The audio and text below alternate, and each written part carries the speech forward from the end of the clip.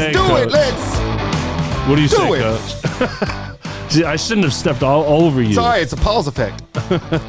What's up? What's going on, man? Man. Hey, can you believe it's another episode? It's another episode. Man. And if you see that I'm wearing the same shirt, Yeah. you can do the math on that. Yeah, But, basically it's just that you like that shirt. That's what I'm doing the math you know, on. I shouldn't say that because I'm flipping the order of these recordings around. Okay, but, yeah.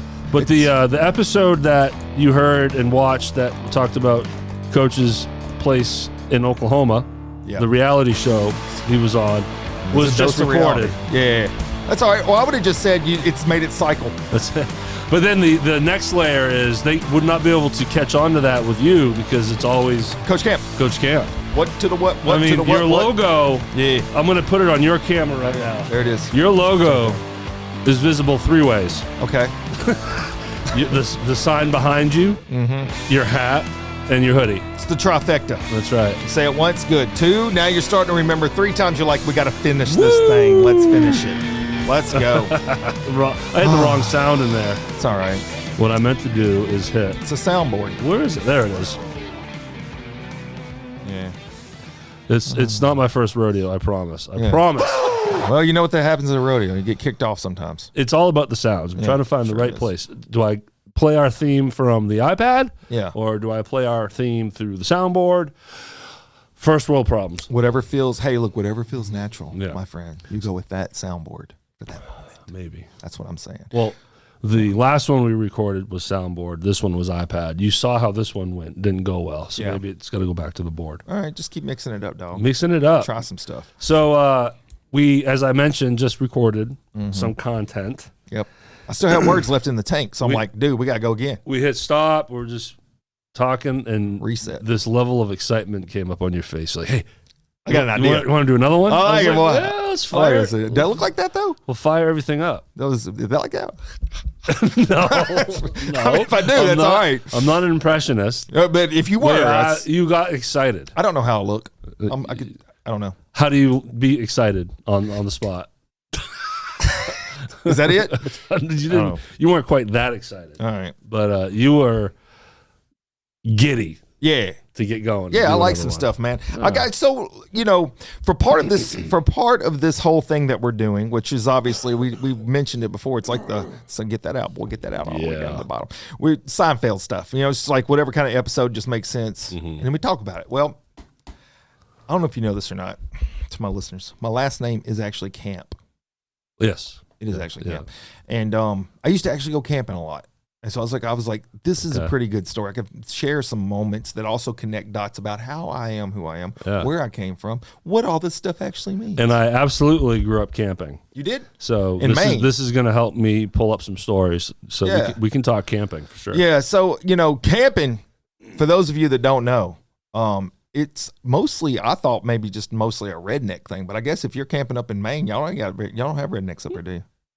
Oh, absolutely. You have some up there. We call them Hicks. Oh, they're Hicks. It's all about where you're at. Oh, of course. The geography. And this country music is as popular up there as it is down Fascinating. here. Yes. Fascinating. Well, so camping, being my last name, I've embraced it my whole life. I love camping. In fact, actually, I progressed. So, like, I had a camper. Once we lived in a camper for 6 months, then I was less excited about camping because we had to live there to build a house. That's another story for another day. But Which involves a gun, by the way. it does involve a gun. Go back and listen. Yeah. Oh, wow. You remembered that part. So, yeah, I was thinking about, where has Coach Camp been and why is he who he is? It feels like there should be eerie music there. I don't know. Does that work? I like it. Yeah. I mean, is it scary, though, what you're fixing to say? That's scary sound. Well, I'll tell you who's scared. My wife. Because I told her I was probably going to share the story. Please don't. So I got to thinking about, where was that moment? Do you have moments where you're like, you look back, you don't know it in the time, but you look back and you're like, that was a significant moment. It actually changed the trajectory Of course. of everything I'm doing, and I didn't know that was happening. Of course. Yeah, most people do. Yeah. This is the moment. Oh, one of. Everyone, you have multiple. Yeah, well, yeah. But then they could all be related to different things. But this story is the moment that I knew I needed to marry this woman. Okay. Yeah. So Okay. I don't know. So it's a really scary story. So awesome. you're dating and going on a camping trip together? Yeah, so we've been dating for a hot minute. That's what you say in the South. You say hot minute. By the way, in case y'all were wondering, that was not a derogatory comment about rednecks. I am affectionately a Mississippi redneck at the heart of things, just a little bit domesticated. That's all. In the end, just a little. And so we had been dating for a minute, and there is a place here in the South called Spring River. Okay. If you are listening to this and you are from the Mid-South, you know about Spring River. And Spring River back in the early 2000s was a very happening spot then. It's probably happening now. I hadn't been there in a long time. Once you get older, you don't want to fall out of a canoe so much. It hurts. And the rocks are real. They're not fake. Yes. So you don't bounce with them. You bounce off of them, and it's a tough go. But we're dating, and I find out she's never been to Spring River.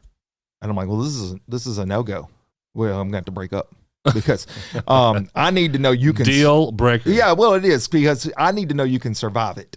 Okay, so if you don't know about Spring River, have you ever been there from Maine? I don't know.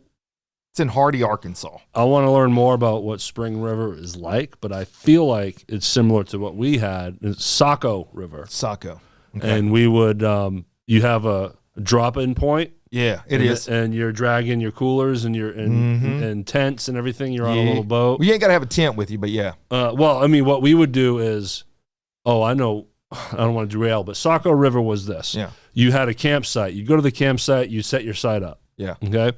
And then a bus you takes go you up, to the top. you go upriver. Yeah. And your inner tubes and your floats and your floating coolers, and it's a full day of floating. Very similar. Back to very the similar. campsite. Yep. Okay. So you have your campsite set up. They take you on a bus up to the top, drop you in. You could do a raft, or you could do canoes. Always usually did canoes. So is it more rapid?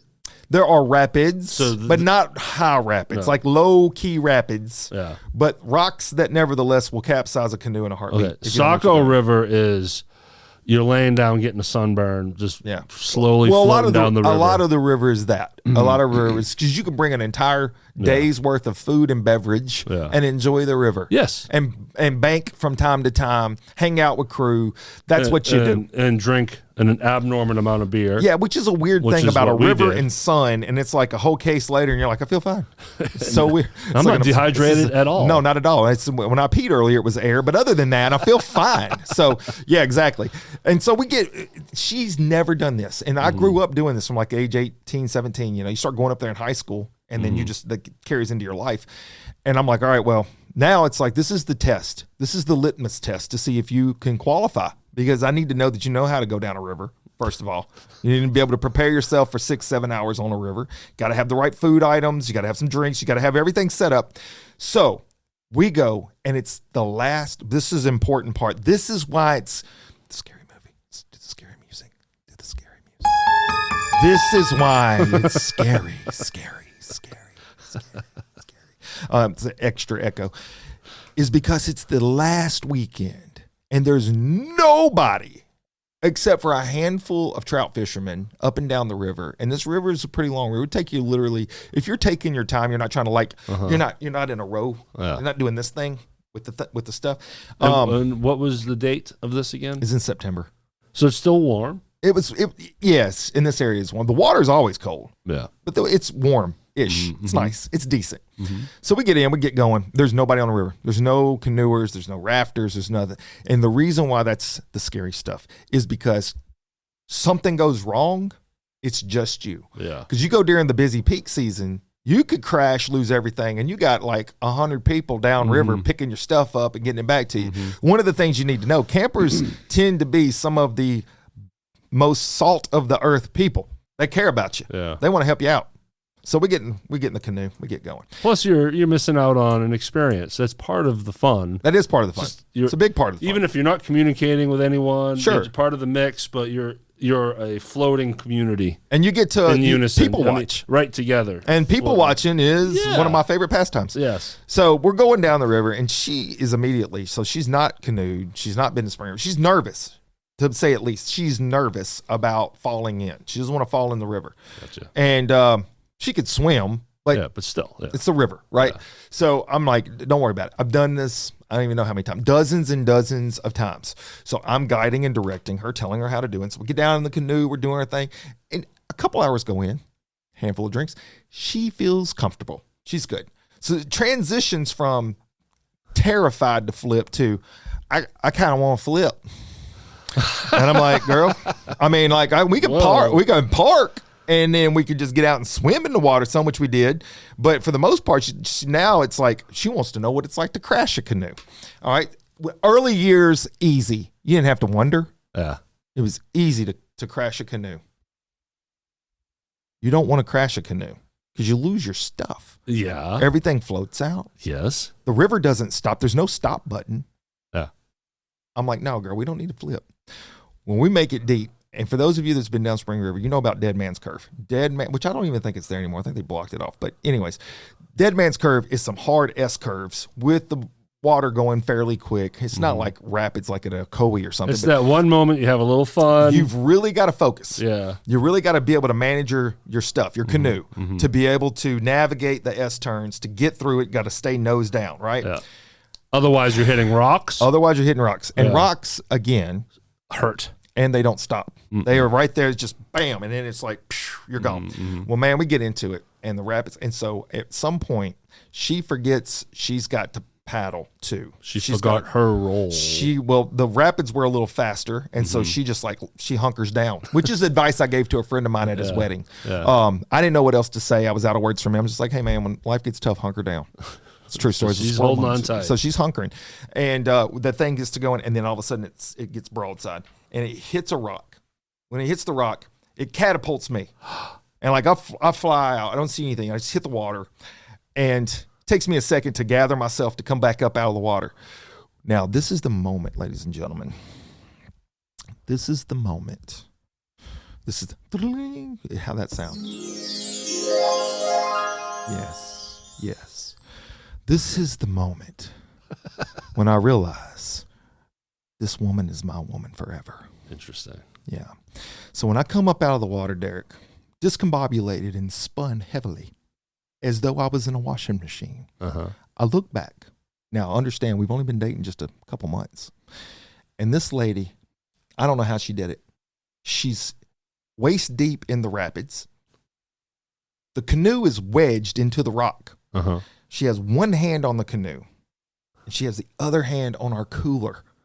She did not want the cooler to disappear. Meanwhile, she's standing in the rapids, and her top is at her waist. Oh! And I'm like, wow. Yeah. And I said, this woman's more worried about our drinks and our ride than her top. Yeah. I've got to marry her. And so that, my friends, is how I knew she was the right woman. Spring River brought us together. It almost tore us apart at one other time, but that was how I knew she was the right woman. But years later, you realize and understand that the cooler and the top went before you. Well, that's a good point. She wasn't trying to save you. She's trying to save the cooler. Yeah, she could have been but it's part of the theme with your wife is just very kind of, Yeah. I need the drinks, and we got to have a ride. And it goes back to the story, previous episode. You get the neck brace that expands your neck. You're choking yourself. And she's just shaking her head at you. It's like, wow, this is happening. Not ready to save your life at all. Yeah. No, but she was ready to save a cooler and the boat. Nice. Cha-ching. So what was she laughing when she realizes, oh my God, I'm topless? No, I don't even think she noticed. I feel like that she was in full panic. And you weren't telling her. Well, no, I was just like, I was just impressed. She was holding on to the boat and to the cooler. And I'm like, wow. So she's got priorities. Now that you mention it, I do realize I was priority number 3. Did I ruin your moment? I don't know. I ruined the moment you realized that you needed to marry your wife. I'm sorry for that. I don't know. I feel like, though, I would have done the same. And my top comes off all the time, so it doesn't matter. Yeah, nice. Yeah. But anyways, that's my... How did the rest of the trip go? It went fine.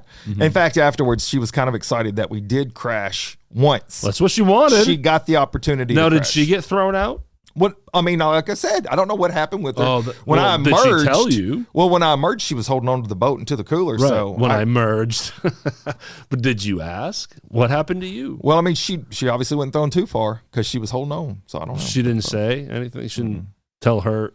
Well, her side of it was when she went in. I guess she had a hold of both and didn't let go. Yeah. So I'm thinking either she got tossed or the cooler went out. Well, the boat was wedged. It wasn't moving. It was like it was lodged into a rock. So but not upside down, right? Well, it was sideways, and it had filled with water, which was a whole nother debacle. Okay, so it did dump. Yeah. Oh, okay. Yeah. Okay. It was a whole nother debacle to get that thing unwedged by myself. So clearly you both got thrown out. There could have been a scenario where you were the only one thrown out, and she's in the boat. Still hey, like, look at and him. sees the cooler. Hey, look at this. Look what I can do. So she's in the boat, right? Yeah, that's the face she makes. Boyfriend drowning, cooler floating. Right. Yep. What did she go for? It's a cooler. It's going to be every time. 100%. That's a whole nother story for another day. I know it. True story. True story. That's cool, but the rest of the trip went well. And It did. The campfire. Well, that's another story too. So I really had a lot of trouble because there's damp wood. She was probably really questioning, but I kept saying, "Hey, look, girl, I'm a firefighter, not a fire maker." So I had a lot of trouble getting the fire going. I know how to put it out. That's it. And I was doing good with that. So you ever done any kind of camping? Oh yeah, and got bugs up there? Oh, black flies. Oh, bad. Of course, your mosquitoes too, but it's the black flies. If you're in the woods, especially the closer you get to water. Yeah. If you're trying to fish a stream, a brook. Yeah. Yeah, it's brutal. You're doing that thing where you make sure you don't mumble mouth. Who, me? Yeah, it's a mumble mouth. Dooba. Brook. Yeah, you made the face because the facial expression gives it away that you're making sure you enunciate that. And I have a lazy face. Oh, you do. Lazy mouth. It does make me relax though. What, mumbling? No, your face. Thanks, man. Thank you. It's relaxing. I guess it's okay. It works. It's working for somebody. I don't know, man. Well, gosh, yeah. I mean, I did a lot of camping growing up. It was always my grandfather, and then his daughter, my aunt, mom's sister, family. So we're doing like tent camping.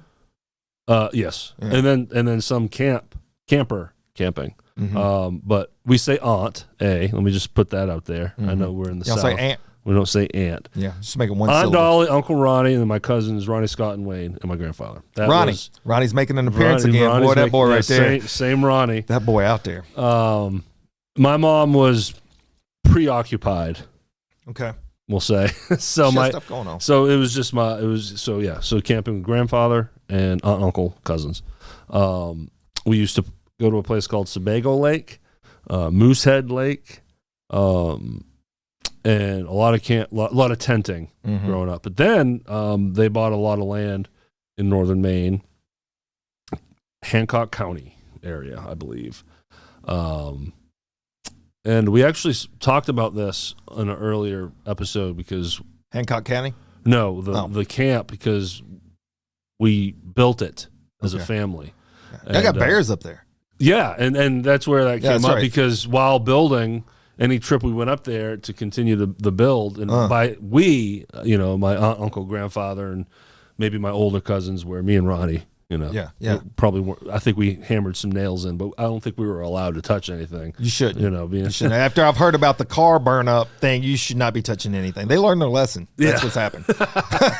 They were much younger than the car. I was like, hey, why don't y'all just manage the fire? Because we know you can get that going. You've done a really good job. So yeah. So we camp in tents. Okay. For a while. Is that hard for y'all to put together? With the camper? The tents. Oh, well, I'll get a story coming up about tents. Those things are something. So, but just to paint a picture of, so we would camp a lot, and that area was very wooded. Not a lot of, it was a brand new cutoff, as they call it, where they unfortunately are chopping down lots of trees. Was it hard to see the forest because of the trees? Well, until you get to the cutoff and it's wide open. Then you can see a tree. No trees, because they've cut them all down for the paper mills. It's no longer a forest. So what happens is, they build roads to get to these areas. Yeah. And everything, and then they sell lots off of those roads, and then it becomes a camp area. Sure. So they bought a lot, building their own camp. But so we were very early on in that area. So yeah, we're out in our tents at night, and you hear walking. You hear coyotes not far away. We're at the campfire. Some nights, if you flash the flashlight out in the woods, you would see some eyes. Coyote would sound really close. Bam, bam, bam. Yes. There's that one. Double hit. I like it. Double. I gotta get the soundboard over here, man. I like hitting the buttons.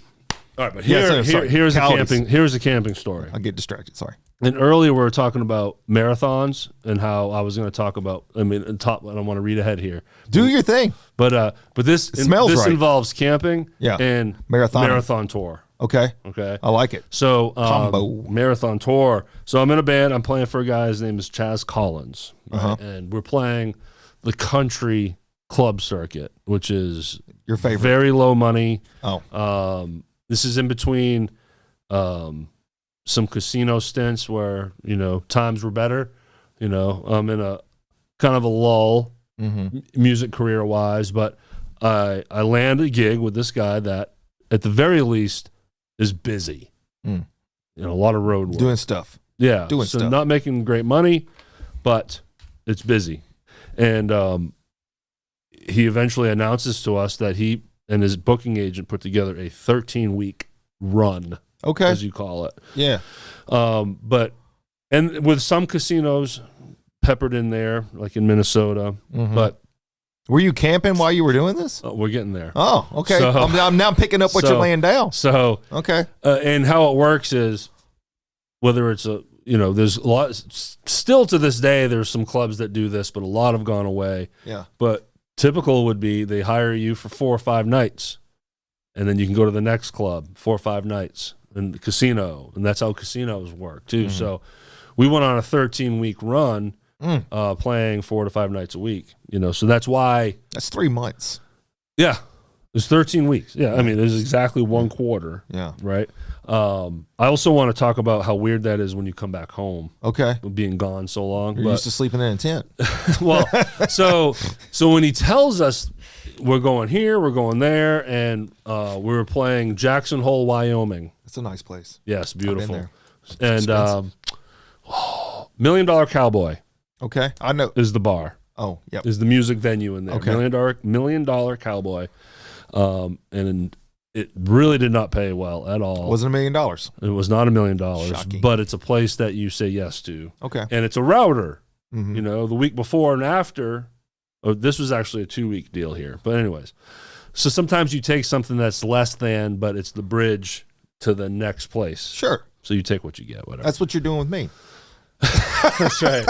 You are, yes. You're taking the less than until you get to the bigger thing. That's right. I get it. I can't wait to start making money. But, well, one day. No, so he tells us, but during the 2 weeks at Jackson Hole, we get a camp. Okay. Yeah.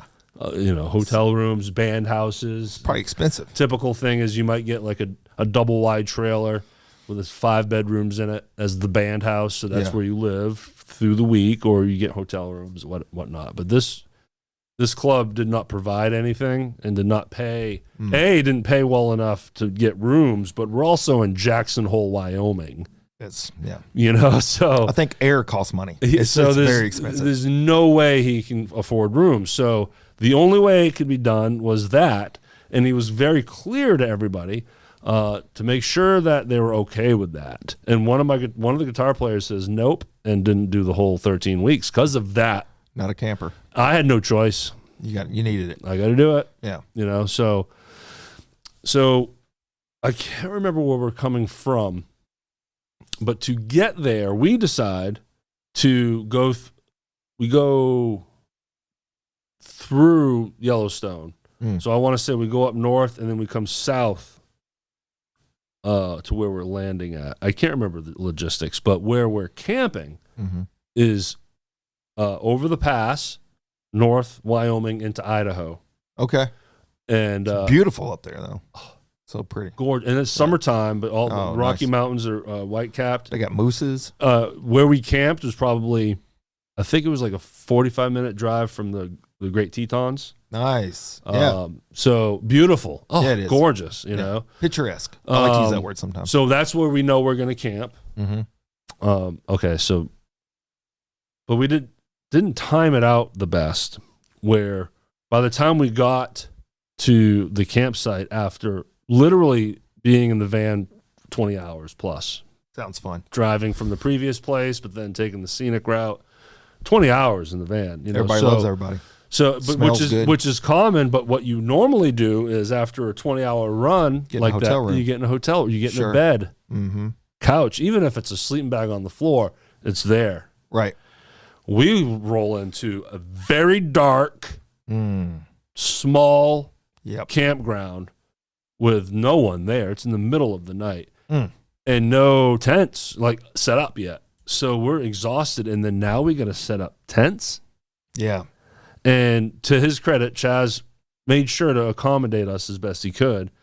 It's a 5-member band, and the guitar player that jumped on to kind of replace the guy that bailed, He was really good at camping. he was like, yeah. He's like, I'll bring my own tent. I'm How good. about that? He's all excited. So I'm like, okay, that leaves 4. So what Chaz did is he bought 2 big tents that had like the divider wall down the middle. Duplex tent. Yep. Gotcha. So we each had our little quadrant, our little corners, you know, which was cool. He provided air mattresses for us, you know, and of course then we're on the hook for our sleeping bags and, you know, with the experience from camping, I wasn't overly worried about this. I was like, this will be fun. Sure. You know? But rolling in after 20-hour drive into probably a not the dark first thing you wanna do. campsite, It's and then like, now oh. we got to, I like So- to cast a tent. Let's do Man. that. Yeah. Pioneer. so we finally go to sleep. Everything's set. It's freezing at night, Ugh. hot in the morning. Oh, wow. So you go to bed in your freshly blown up air mattress with pants, socks, gloves, hat. Maybe you put your hoodie on that, you know, roll up in your sleeping bag, and actually it gets kind of comfortable. It's like Sure. you're breathing that fresh air. You're going into You're hibernation. snuggling up, and you wake up in the morning, sweat. Going from cold to hot deflates your mattress, and now you're on the ground. I call that Friday night, but yes, I know what you're saying. So, Yep. well, remind you, 14 nights Wow. in this place, you know, It's and 2 weeks. yes, You were doing your own version of Survivor. I guess, yeah. Wow. And it was interesting because again, when you finish a show, Yeah. you go to a hotel room or a band house, Normally. whatever. No, we had to, and it was a 45-minute one way trip. Did you bathe in a creek? Well, the campground had showers. Oh, okay. You know, it was a campground with an office, and Yeah. you know, but yeah, the commute is 45 minutes one way over the pass, as they call it. So you got to go up the mountain, down the other side to Jackson Hole, and then you do that back, and it messes with your ears, and it was not a fun commute. Yeah. So we play till midnight.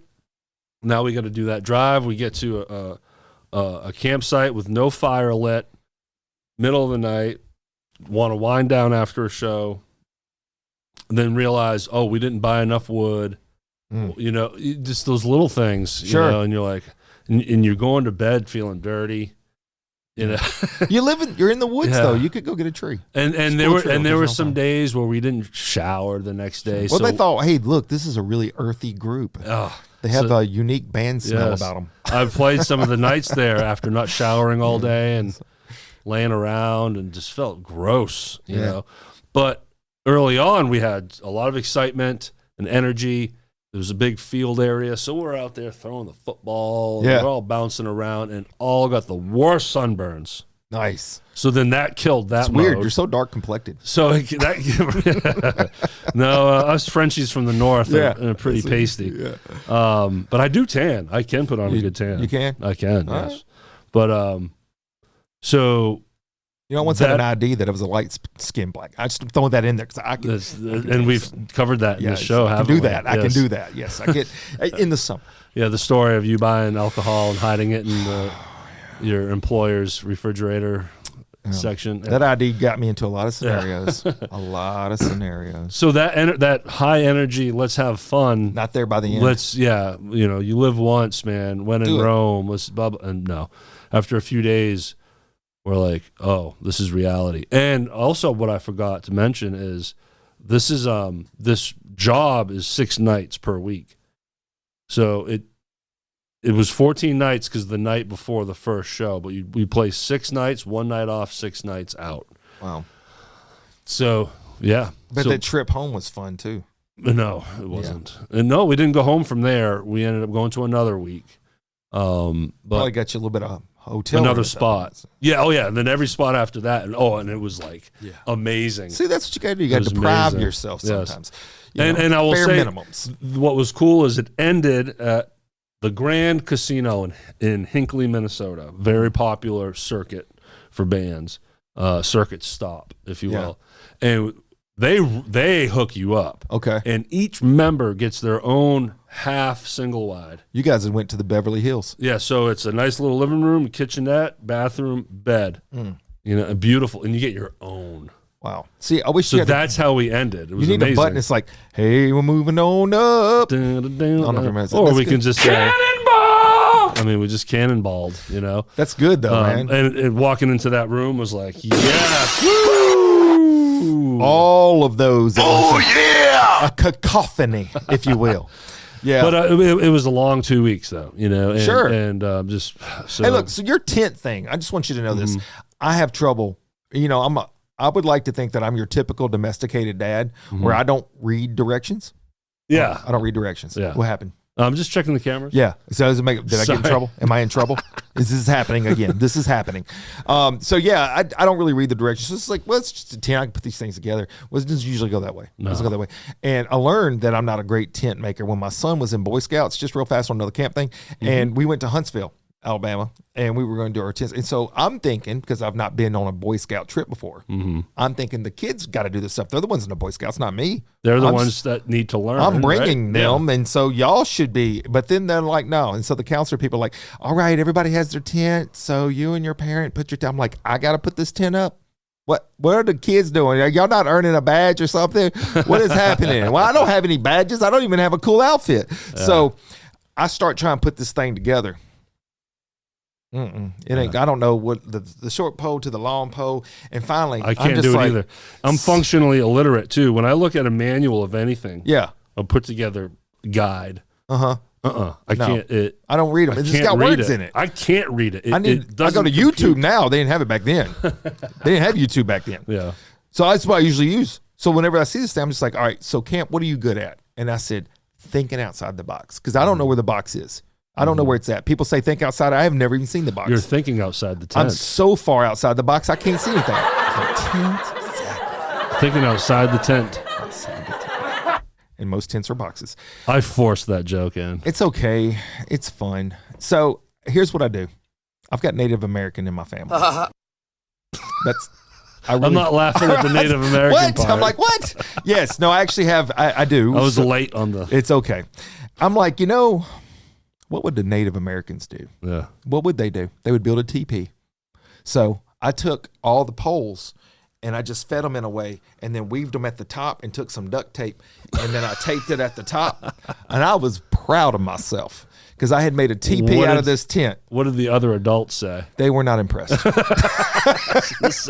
We weren't invited back to another camping trip with the Boy Scouts. But that was the tent? That was my tent. It remained as a teepee. I can't remember if it ever changed. I know I didn't fix it if it was. That's funny. I think we left it. I have a picture of it. In fact, the best part was, because this was the day before you had your phone stuff. It's like a selfie with a, that's the sound effect. And so like I'm taking a picture of it and I didn't see the camp counselor lady in the background and her face was not impressed. Not happy. It was like, I'm like, I thought this was a pretty good idea. Who is this joker? I made it happen. Yeah. I made it happen. So anyways. Innovative. Yeah, that's my. They didn't look at it that way, did they? They didn't round the kids up and be like, children? Lack of appreciation. This is what happens when you got to think outside the tent. Look, let's just be honest about this. All right. So there are experts in certain areas. Boy Scouts really are, they're big on organization and creative and just like keeping things nice and tidy. Not me. I just make it happen. I'm a make it happen kind of guy. And so I just made that happen. You made it happen. I made that happen. So I will say I like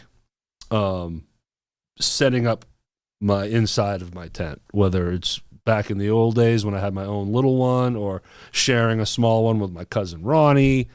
But then going back to this story, it was kind of neat. I had my own half of a duplex. Yeah.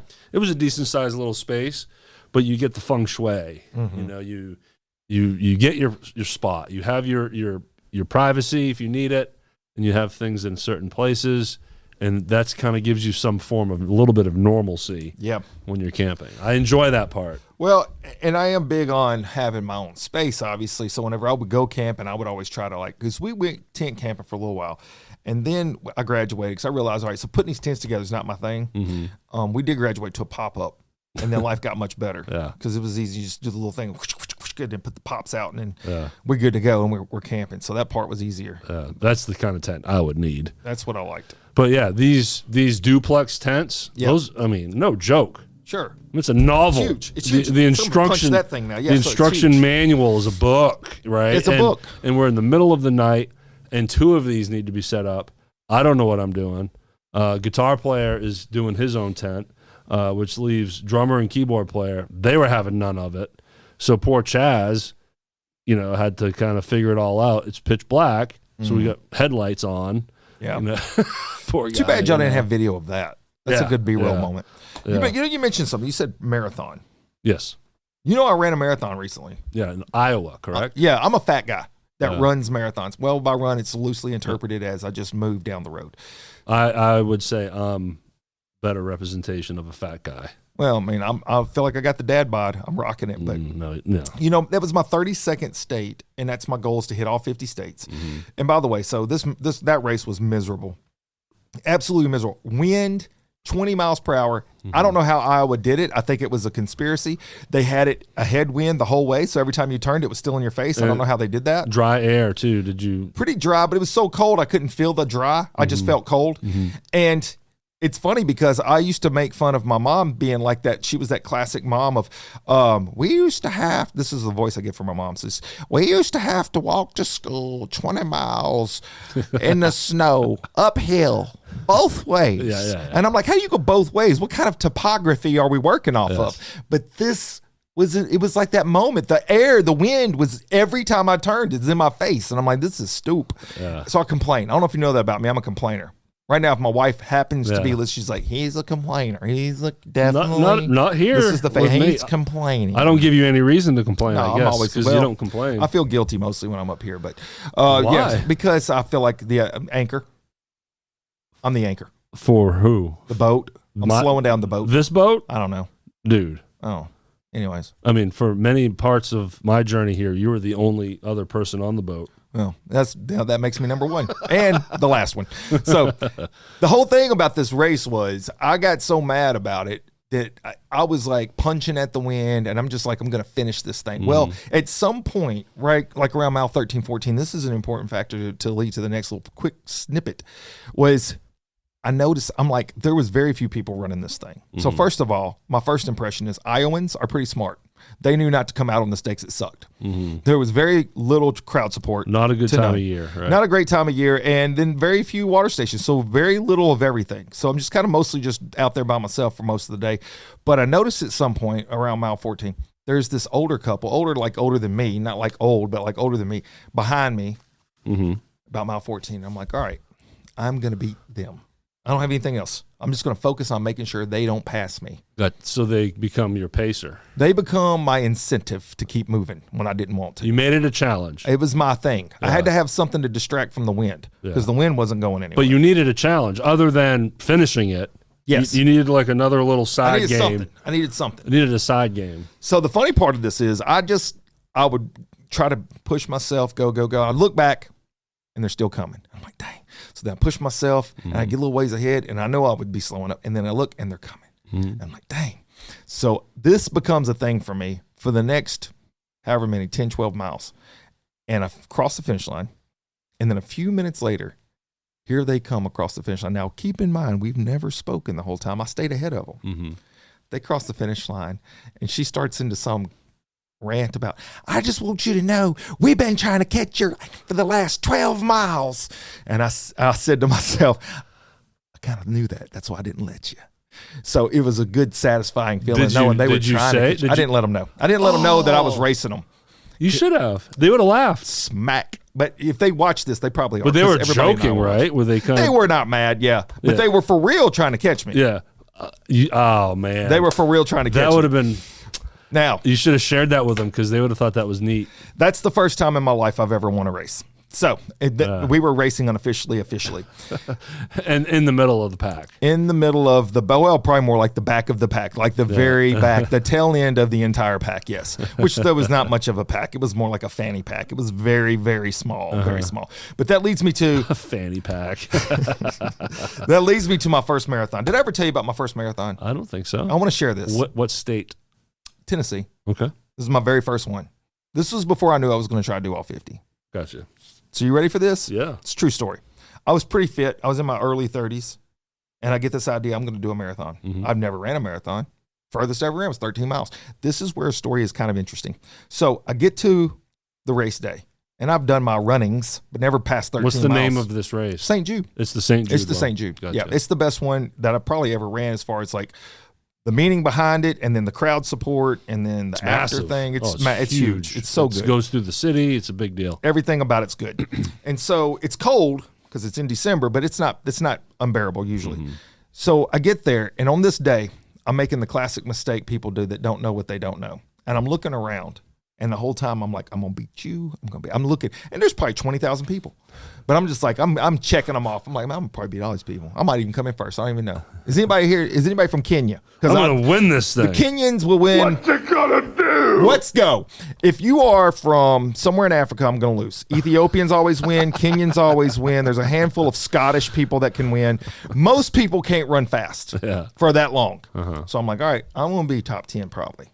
Realistic expectations. It was not. For me, it was not realistic. I'm looking at myself thinking I'm going to beat them because I'm looking at the book by its cover all around me. So we take off, and bro, I'm bobbing and weaving, man.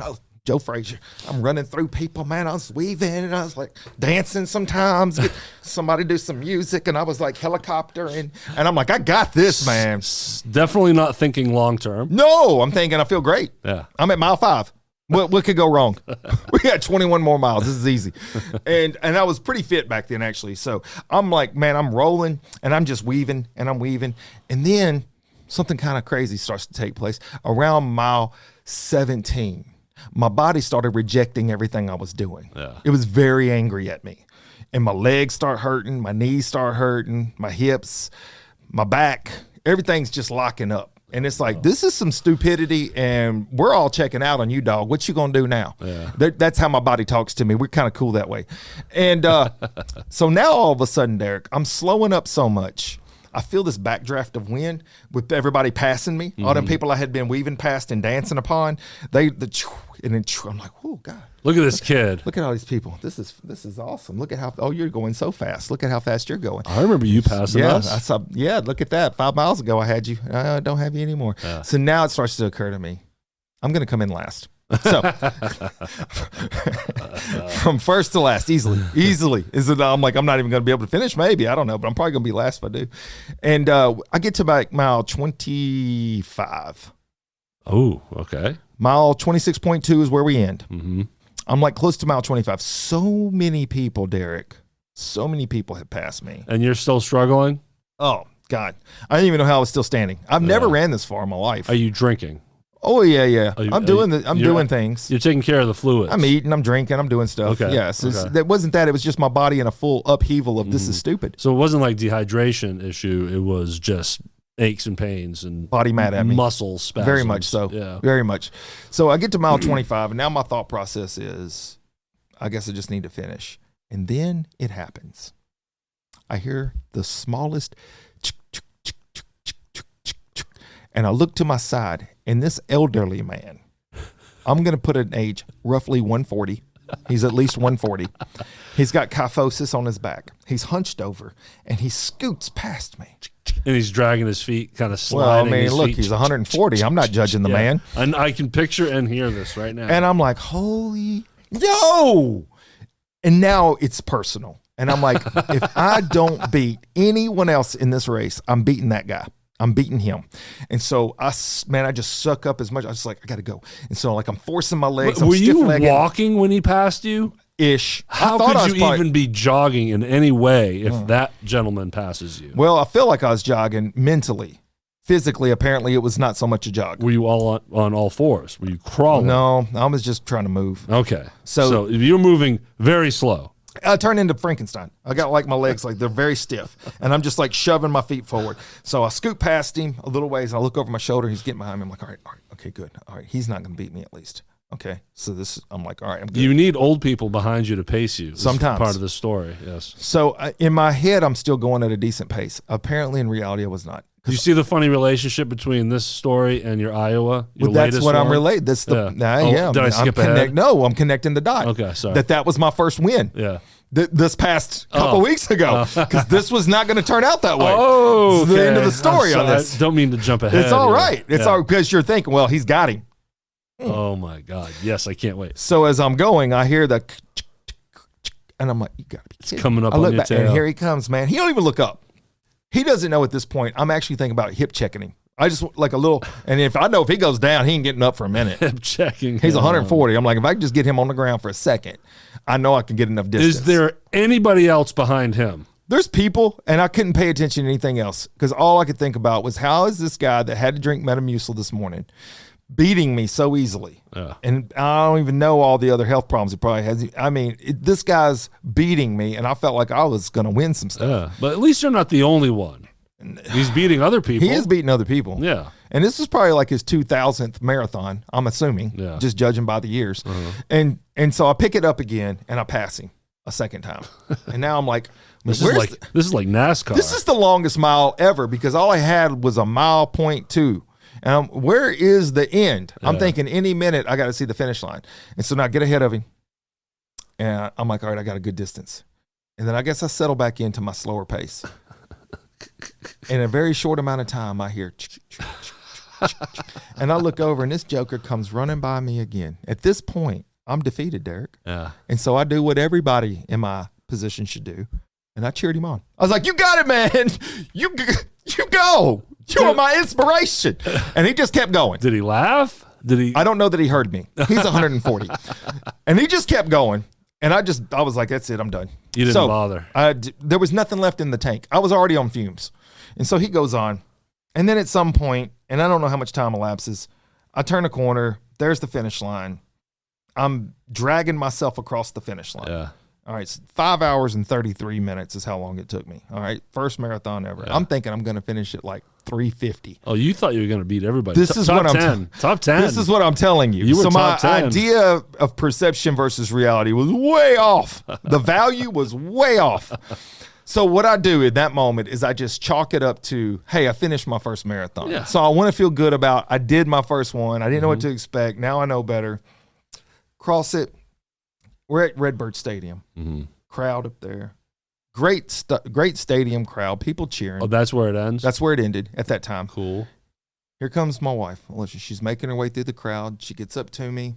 Now, understand, when I went into this thing, I told her, expect me around such and such time. Probably take me right at 4 hours. Oh. So she's been waiting for a hot minute anyways. Yeah. So she's salty a little bit.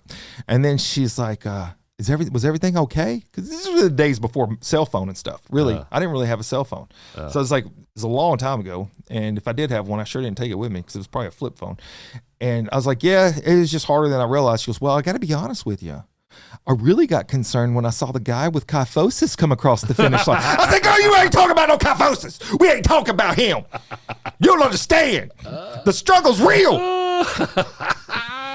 That's so funny.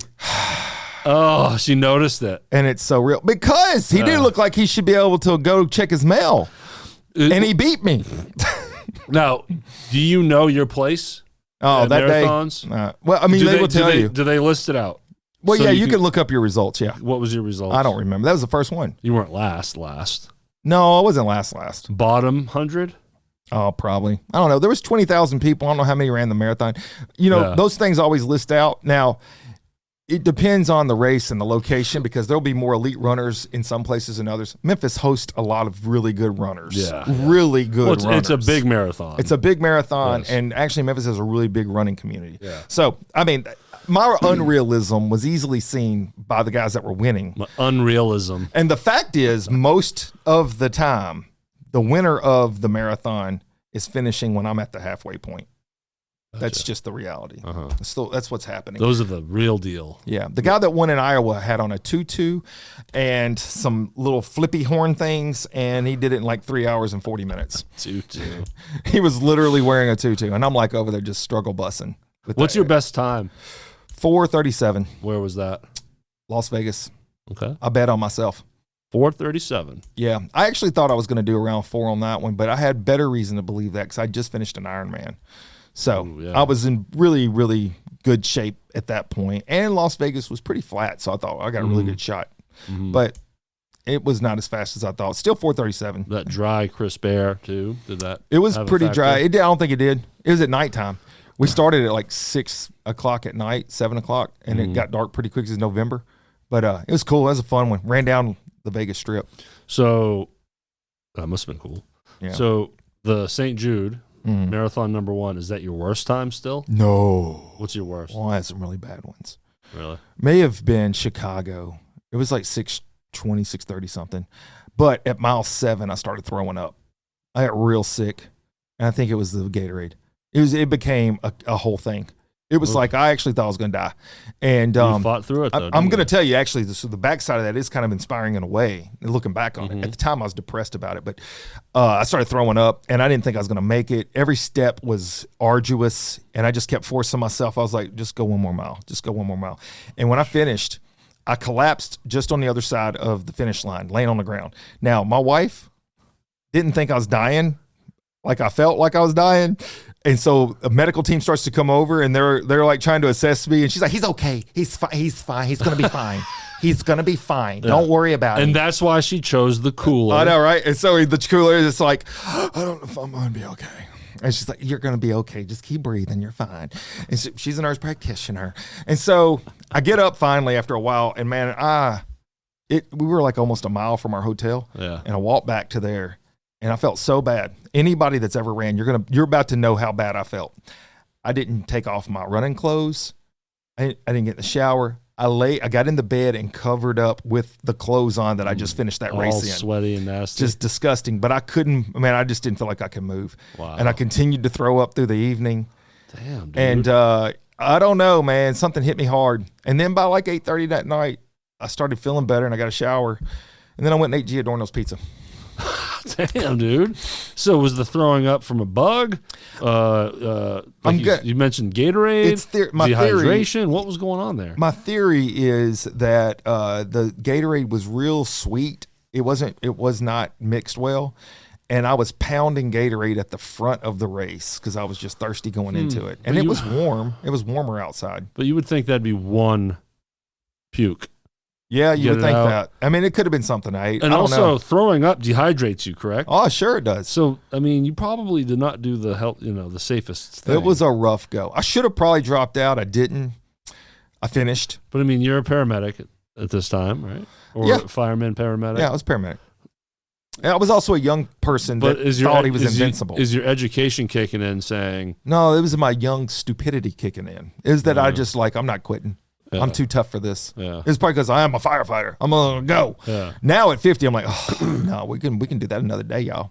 Unless it's the 50 miler. But we talked about that the whole time in that 50 miler. I was doing cross checks. I'm like, am I in danger zone? Yeah. Or is this just I don't like it? And it was always I just don't like it. Yeah. So then I kept 50 going. miles. That's right. Someone's gonna go back and watch or listen to that episode. Yeah. Yeah. That was quite the run you did. 50 miles in mud and water. It was miserable. Right? Yeah. Shelby Farms, Memphis, Tennessee. Took 14 hours, 18 minutes. I wanted to quit after 8 minutes. And then you showed me a picture of your toes. I lost 3 toenails. Oh, beautiful. So I didn't have to paint them for a while. They were gone. Yeah, they were all goth. I don't paint my nails. They were goth. They were goth. They were very gothish. Those were jet black nails. Yeah. Nasty. Saved me about 2.3 seconds when I had to cut my toenails. So the longest jog I've probably been on is maybe 3 miles. Right. That's it. And that was many years ago. When we wrap up today, we're going running. No, we're not. Okay. Nope. All right. Well. I'm already throwing up just thinking about it. Oh, Lord. Where are we at time-wise? I don't know. What are we doing here? All right. I guess it's... Oh, this is another good one. This was a long one. Yeah, wrap time. All right. Well, look, dude, as always, this is so much fun. Yeah. We gotta bring our stuff in here. Cannonball! We hope everyone enjoys this, Coach. What do you say? I love it. Let's give him some fire. You got some fire? Let's go. Keep on coming back. Keep on coming back. Cannonballing Life. Woo!